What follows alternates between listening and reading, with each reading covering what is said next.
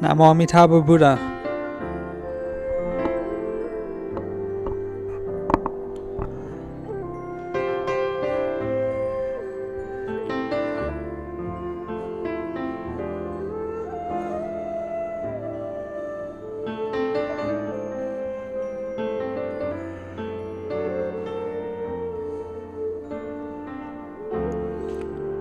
The rebirth story of Master Dayan's mother.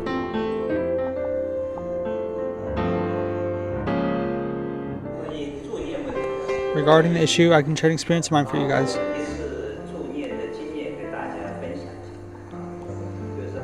On the month of September in 2008 was the month my mother was reborn.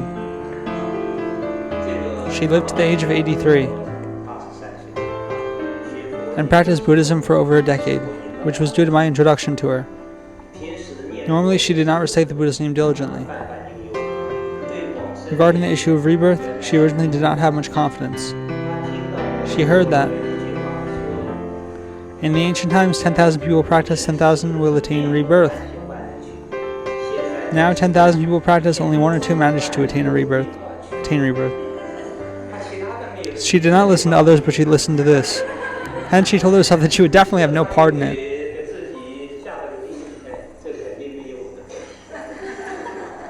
Hence, she was always reciting the Buddha's name with little confidence. When I was in Donglen Monastery, at her old age, she had an illness. She had chronic diabetes. Her body was suffering in great pain. Hence, I took her to reside in Donglen Monastery for a year and a half. I aimed at this problem and frequently tried to increase her confidence and faith in attaining rebirth. In this area, as long as there is deep faith and sincere faith, 10,000 people practice, 10,000 people will still get to go. Slowly, she had confidence in attaining rebirth.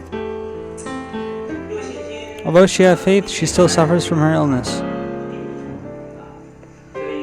Hence, the process of assistive chanting is still challenging.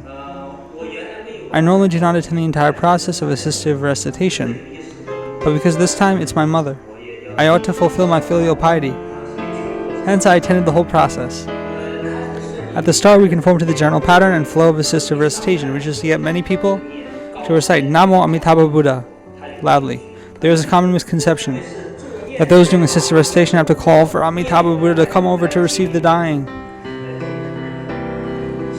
But in reality, such a recitation would cause the sick to feel anxious. Amitofo, Amitabha Buddha, hurry, come!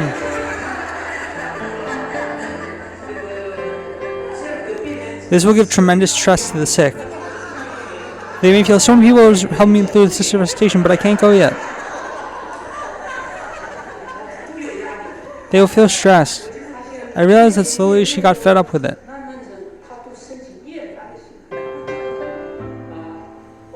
That's when I thought. There was a bhikshuni from Hong Kong that came to the Donglen Monastery to attend 7-day retreat. As she got cancer, she stayed with others doing assisted recitation for her, probably reciting for over 10 days, causing the bhikshuni to keep listening to different sounds and waves of Amitabha Buddha with changing shifts of people reciting.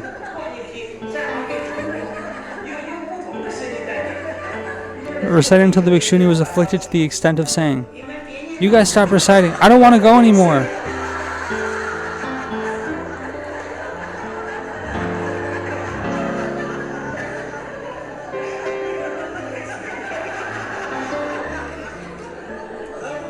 When these problems are encountered, those doing assisted recitation do not reflect on themselves. They would say, "Ayo, karmic creditors come, quickly recite the Siddhigarbha Bodhisattva Sutra and deliver them."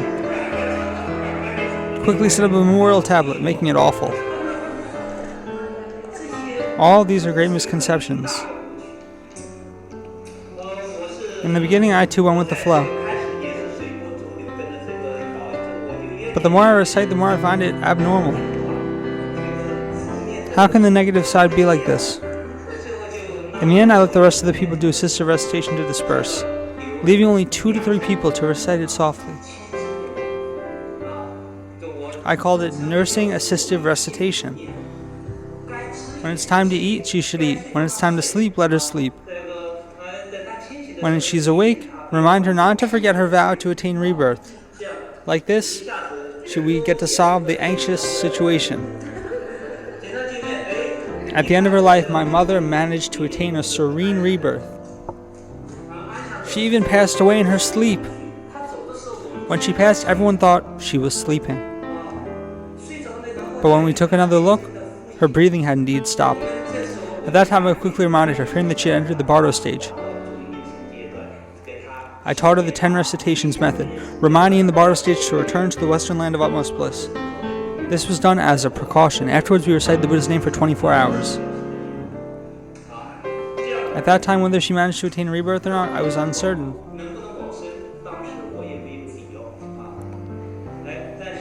But when her clothes were being changed by a bhikshuni and 2 laywomen, they told me that her body was extremely soft. Besides, at the moment she attained rebirth, I swiftly touched the crown of her head. The crown of her head was hot. The crown of her head was hot and her body was soft and flexible, especially when it comes to the 3rd day for cremation. There were 200 plus multicolored sarira flowers after cremation, and tooth sarira. If this happened to a lifelong eminent monk, it would not be strange, but it happened on a female lay follower, whose practice could not be considered as extremely diligent, and would always tell herself that she can attain rebirth. It's this kind of female lay follower. Hence, it is through this matter that I then deeply believe Amitabha Buddha's deliverance to sentient beings is absolutely unconditional. Because although my mother did not have that much of a practice, but her vow is extremely sincere. Because she lives in China in a household with many offsprings, she had to endure suffering for her whole life, and then being tormented by her illness. Hence, she truly had an earnest and sincere aspiration to seek rebirth. She even had the mindset of cutting off food to seek rebirth. Even if I have to climb, I will climb my way to the Pure Land. She actually said such a thing. When I see my mother being tormented by her illness, I also feel helpless. I have a few brothers who did not believe in Buddhism, continuously wanted me to send her to the hospital to inject analgesic drugs and morphine. I managed to obstruct these. I said we should just recite the Buddha's name, cannot send her to the hospital. In the end, when we've obtained such a result, I have felt gratified. Amitabha Buddha's deliverance to sentient beings is definitely unconditional. As long as you have the vow to seek a rebirth and sincere recitation, even if you do not have much kung fu in reciting the Buddha's name, even if your last thought before dying is not an Amitabha Buddha, Amitabha Buddha will have ways to let us attain rebirth.